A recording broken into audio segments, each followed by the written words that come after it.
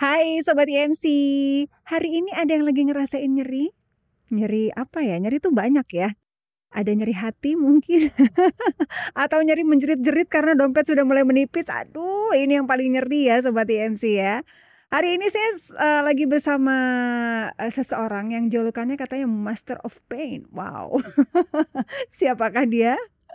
Oke, welcome back di IMC Podcast Corner bersama Dr. Oriza Yureka, spesialis anestesi. Hai dok. Halo Mbak Leni. Dokter Gimana? kenal Oriza Sativa gak? Kenal. Kenal. Satu kerabat ya. Iya. Digemari di Indonesia ya. Benar. Oke, dok, sebelum kita bahas tentang nyeri nih ya, tema kita kan hari ini pengendalian nyeri, ya kan? Spesialis anestesi itu sebenarnya melingkupi apa saja dok? Cakupannya apa ya? Cakupannya apa aja? Karena memang kalau pertama kali dengar kan anestesi, berarti kenalnya bius aja nih, kemungkinan gitu ya. Betul. Jadi sebenarnya skopnya itu kan dia anestesiologi dan terapi intensif, plus ada di situ adalah manajemen nyeri, gitu ya. Jadi dalam hal fasilitasi pembedahan untuk pembiusannya, terapi intensif itu yang di ICU, koordinatornya gitu ya, koordinasinya. Satu lagi tuh juga kita memiliki kompetensi di manajemen nyeri, baik nyeri akut, nyeri kronik, karena kalau nyeri dibahas tuh panjang gitu ya. Salah satu kompetensi kita ada di situ. Oke, that's why ya julukan dokter adalah Master of Pain ya kan, karena berhubungan erat sekali gitu ya dok ya. Oke, itu tadi sedikit penjelasan tentang spesialisasinya dokter ya, spesialis anestesi. Nah kalau kita masuk ke tema kita nih dok ya, pengendalian nyeri. Biasanya emang nyeri itu yang paling sering ditemui itu di bagian mana sih dok? Oke, sebenarnya tuh pertama-tama kita harus bahas dulu mengenai sebenarnya definisi nyeri itu apa sih? Definisi nyeri, oke. Definisi nyerinya itu adalah sebenarnya kan kalau nyeri itu di definisi paling akhir itu adalah pengalaman sensoris atau emosional yang tidak menyenangkan, gitu ya, yang dikaitkan dengan mungkin kerusakan jaringan atau kerusakan bagian tubuh ya, atau potensi kerusakan jaringan. Itu dulu tuh. Jadi harus ada kata kuncinya pengalaman sensoris atau emosional yang tidak menyenangkan ya. Makanya kalau patah hati itu nggak masuk akal ya. Pengalaman emosional sensoris tidak menyenangkan, tapi diulangi lagi. Bener. Tapi nggak kapok-kapok gitu ya. Kalau nyeri sebenarnya itu sangat luas sekali ya. Kalau kita bahas di podcast ini bisa mungkin 2 hari 2 malam. Wow, Sebenarnya kalau kita bahas, dong ya. mungkin kita siap semua ya. Sudah siap ya semua ya. Jadi kalau nyeri itu sebenarnya luas ya. Jadi ada nyeri yang akut, kronis, cancer, non cancer, kayak gitu-gitu. Sebenarnya sangat luas sekali. Sehingga kalau kita kerucutkan, mungkin nanti kita kerucutin ya ke arah mana gitu. Cuma kalau sehari-hari yang dialami gitu ya, banyak bagian tubuh tertentu yang mengalami nyeri gitu, yang sering dikomplainkan. Kalau yang bagi pekerja gitu ya, nyeri punggung bagian bawah gitu, atau nyeri bahu, ataupun nyeri punggung kayak gitu, nyeri kepala, migrain dengan segala macamnya. Jadi sangat luas sekali dan ditangani oleh banyak spesialisnya masing-masing ya sebenarnya kayak gitu. Dan ada porsi-porsi tertentu sebenarnya kayak gitu. Oke, jadi itu yang paling common gitu ya dok ya, yang paling umum ditemui itu bagian-bagian itu ya? Iya, ada bahu, ada nyeri kepala, nyeri punggung bagian bawah, ataupun nyeri di bagian kaki bagian bawah gitu, itu sering sekali. Beda-beda populasi juga, orang kantoran ada khasnya, atlet ataupun yang suka occasional sport gitu juga punya cedera ataupun nyeri yang common. Kaum rebahan? Punya Kaum juga kan? rebahan juga punya. Punya ya? Di bagian mana biasanya dok? Di bagian mata. Oh bagian mata pencarian. Karena ngerebah melulu ya Iya, dok rebah ya? melulu, jadi mata pencarian terganggu. Oke dok, mungkin juga ya biasanya pertolongan pertama nih orang-orang yang terkena nyeri mengkonsumsi painkiller, ya kan? Ini dibenarkan nggak sih dok? Atau memang kalaupun tidak benar tuh seharusnya kemana sih kita, gimana sih gitu loh penanganannya? Oke. Jadi pertanyaan yang sering timbul itu kan kalau sedikit-sedikit sakit minum obat nyeri boleh nggak gitu, atau baik nggak sih gitu. Sebenarnya tuh semuanya pada porsinya. Artinya kalau memang nyerinya itu, karena gini, pada dasarnya prinsip untuk terapi nyeri itu ada berbagai tahapan ataupun berbagai modalitas ibaratnya. Ada yang kalau istilah medisnya non farmakologis atau tanpa obat-obatan. Itu banyak yang misalnya teknik relaksasi kayak gitu ya, teknik distraksi, pengalihan segala macam. Kalau yang obat-obatan tentu ada golongan-golongan yang dari yang paling ringan bisa kita temuin kalau kita temuin bebas ya, namanya OTC atau over the counter. Golongan-golongan nyeri ringan bisa dihilangkan dengan itu. Dan setelah itu baru naik yang ke berat atau sangat berat segala macam, tentu ada kelasnya tersendiri gitu. Nah, kalau yang dijual bebas itu rata-rata sih sebenarnya aman untuk dikonsumsi ya. Cuma kata kuncinya adalah golongan yang paling aman sih saat ini paracetamol. Teman-temannya paracetamol tuh yang aman. Nah, tapi kalau udah ada di situ golongan namanya NSAID, non-steroidal anti-inflammatory drugs, itu dikonsumsi dengan bijak. Artinya gini, kalau diminum saat nyeri saja gitu ya, saat nyeri dirasakan alias kapan perlu gitu, mungkin dirasakan aman ya. Cuma beberapa obat tersebut memiliki efek samping yang lebih gede, misalnya pada yang sudah menderita MAH sebelumnya, atau misalnya ada gangguan ginjal sebelumnya.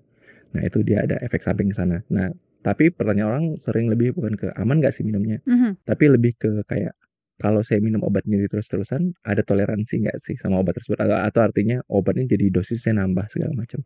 Karena secara bijaknya kalau yang tanpa konsul atau tanpa konsultasi dengan yang ahli gitu, ya obatnya baiknya diminum hanya saat nyeri saja gitu ya. Jadi kalau dia minum saat nyeri saja ya masuk akal. Tapi kalau dia harus minum tiap hari terus-terusan berminggu-minggu berbulan-bulan, untuk itu tentu yang harus dicari bukan obat nyeri yang bagus, tapi yang dicari adalah sumber masalahnya apa sih sebenarnya. Kayak yang dituntaskan adalah sumber masalahnya. Iya, dan mencari sumber masalah itu tentu saja Sobat IMC nggak bisa melakukannya sendiri ya. Harus dibantu dengan dokter spesialis tentunya ya. Oke. Nah, sampai kondisi seperti apa sih dok kita harus pergi ke dokter nih? Kalau misalnya mungkin tadi sudah coba mengkonsumsi painkiller gitu ya, kok masih berasa misalnya gitu. Atau mungkin jangka waktunya, misalnya ada yang seminggu kah, 2 minggu kah baru harus ke dokter, seperti apa nih dok? Jadi ada yang namanya refleks atau refleks tuh ya tanda bahaya bahwa ini nyerinya nggak biasa nih, harus gitu. Tentu yang sering kalau cut off point yang sering di masyarakat ada gitu adalah ya, kalau dengan obat tertentu nggak baikkan langsung berangkat gitu. Sebenarnya sih adalah kalau dengan nyeri itu ada derajatnya ya, ringan, sedang, berat gitu. Kalau yang terkenal Ada kan kastanya ya, kalau dok? ada kasta-kastanya ya. Kalau orang kan sering bilang mungkin kalau udah ada paparan medis sebelumnya itu nyeri itu dianggap dari 0 sampai 10 pakai angka. Ada yang namanya visual analog score atau scale ya. Jadi kalau 0 sampai 10, dengan 0 tidak nyeri sama sekali, 10 adalah derajat nyeri paling hebat yang pernah dia rasakan, saat ini berapa gitu. Nah, kalau si pasien atau yang merasakan sakit ini biasanya kalau angkanya ringan alias 1 sampai 3 dan dapat disembuhkan dengan obat yang dia minum atau dapatkan dijual bebas, biasanya tidak akan mengunjungi kan. Tapi sebenarnya itu naluri karena orang akan karena nyeri itu unik. Artinya masing-masing orang itu punya batasan nyeri yang berbeda-beda kan, toleransi nyeri beda-beda. Dengan di atas nyeri skala ringan itu pasti orang sudah mencari pertolongan medis di atas itu. Tapi ya yang ada yang sifatnya bahaya juga ada, seperti misalnya nyeri dada atau nyeri dada seperti dihimpit segala macam yang kita kaitkan dengan sakit jantung ataupun serangan jantung, itu yang segera ya. Tapi kalau yang lain-lainnya itu masing-masing manusia ada toleransi sendiri dan dia sudah tahu kapan dia harus cari pertolongan untuk itu. Oke. Nah, biasanya jenis-jenis pengobatannya itu apa aja sih, dok? Setelah tadi pertolongan pertama ya, dok ya, painkiller ya. Jadi pengobatan itu banyak. Jadi kalau pengobatan yang seperti saya bilang tadi non farmakologis alias tanpa obat itu harus dilakukan di setiap skala nyerinya. Mau ringan, sedang, berat, distraksi, relaksasi segala macam gitu ya. Tapi kalau untuk modalitas itu ada banyak. Obat-obatan itu ada beberapa golongan. Misalnya paracetamol untuk nyeri ringan, di atasnya ada NSAID, ada golongan morfin dan teman-temannya yang untuk nyeri cancer ataupun nyeri berat kayak gitu ya. Tapi selain itu di atas itu masih ada lagi. Ada terapi pembedahan di paling atas terakhir. atau jembatan di antara mereka, yaitu ada terapi intervensi nyeri saat ini yang terkenal. Di terapi intervensi nyeri itu bisa berupa blok saraf yang menuju tempat yang sakit, atau misalnya dilakukan ada nanti radiofrekuensi, yang mana kalau radiofrekuensi itu ada 2, yaitu saraf yang mengalami nyeri terus-terusan itu di reset atau dinolkan, mulai dari 0 gitu ya, atau di ablasi itu dihilangkan atau di fungsi saraf yang ke tempat yang nyeri dimatikan. Di atas itu ya ada terapi pembedahan segala macam, karena ada titik di mana ya intervensi nyeri nggak ada. Oh ya, di intervensi nyeri juga ada sekarang terapinya terapi penyembuhan, regenerative medicine juga lagi jalan banget sekarang gitu. Oke, jadi sebelum sampai ke pembedahan itu salah satunya ada radiofrekuensi ya dok? Iya. Boleh dijelasin lebih detail lagi nggak tentang radiofrekuensi ini dok? Jadi ada intervensi manajemen nyeri itu atau yang intervensional itu adalah jembatan sebenarnya. Dia antara nyeri yang sebenarnya sudah tidak mampu ditangani dengan obat-obatan, atau dia harus konsumsi obat-obatan terus-menerus tapi belum sampai ke tahap pembedahan. Jadi ada intervensional di situ, ada banyak seperti yang dijelaskan tadi. Tapi kalau yang radiofrekuensi itu dia sebenarnya kita melakukan seperti saya bilang tadi, kita reset sarafnya yang menuju sana.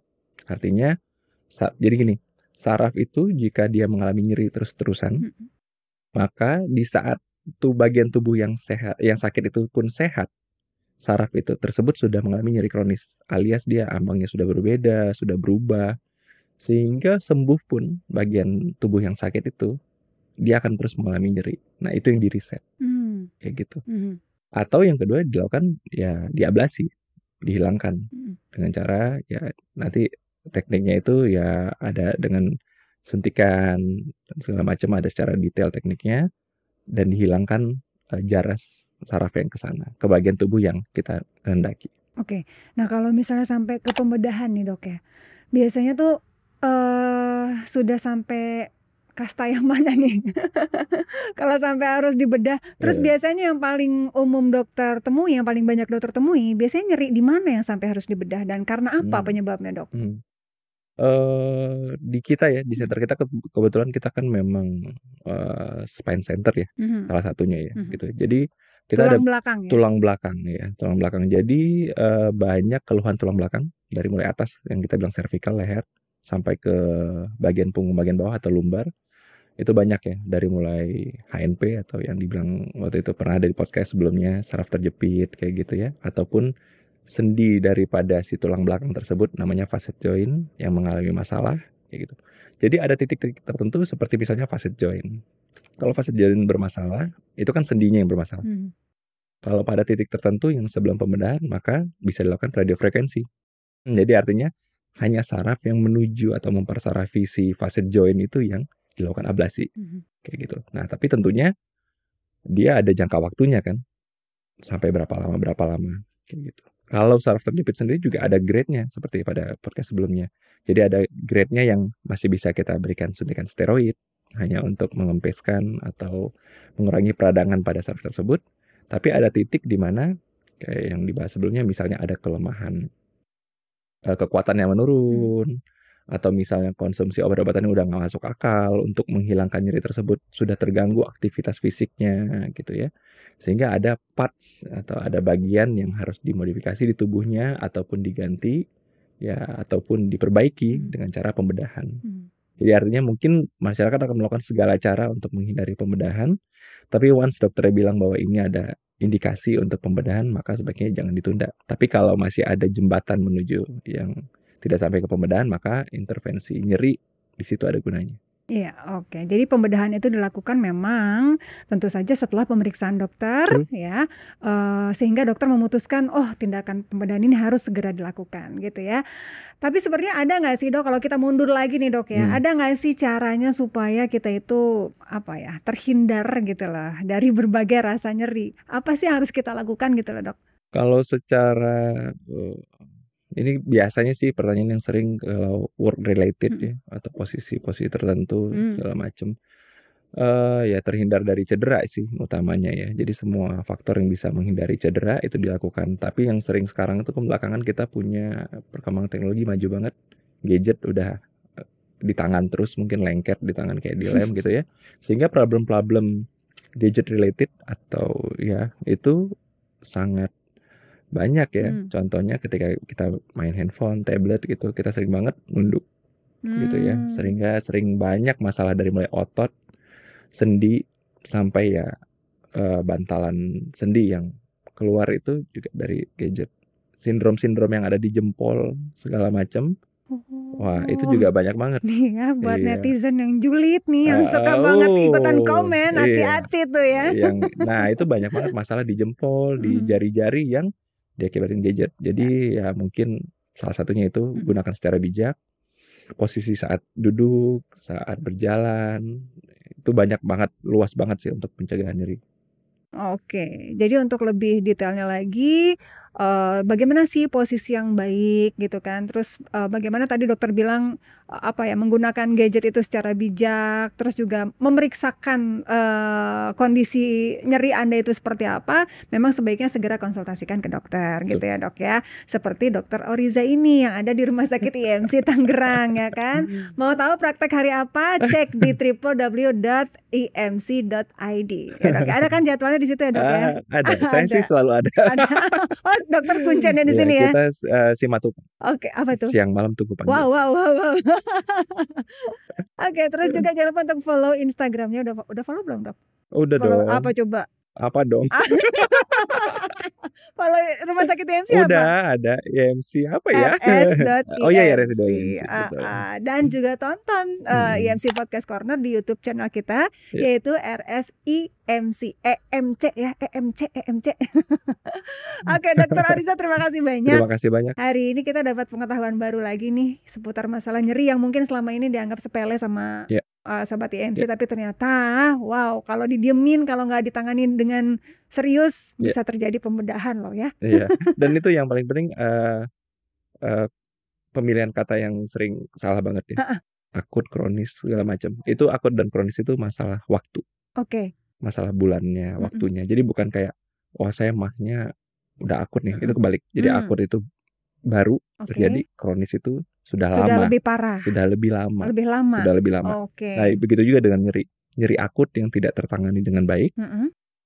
Maka dia bisa akan menjadi kronis. Oke. Kayak gitu. Bokeh akut kalau didiemin bisa akan menjadi bokeh kronis, gitu ya Dok ya. Oke, kalau gitu terima kasih sekali lagi Dokter Oriza. Kita ketemu lagi di IMC Podcast Corner berikutnya. Saya Leni Diandra, sampai jumpa.